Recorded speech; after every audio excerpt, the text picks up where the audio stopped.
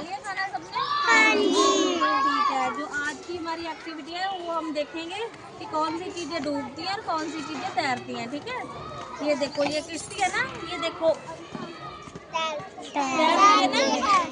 Okay ठीक है, और ये देखो डूब गए है ना, ये कंकर डूब रहे हैं ना। ठीक है, और ये लकड़ियाँ ठीक है, और ये चम्मच देखो ना डूब रहे हैं ना। ठीक है, और देखो कौन सी चीजें तैर रही हैं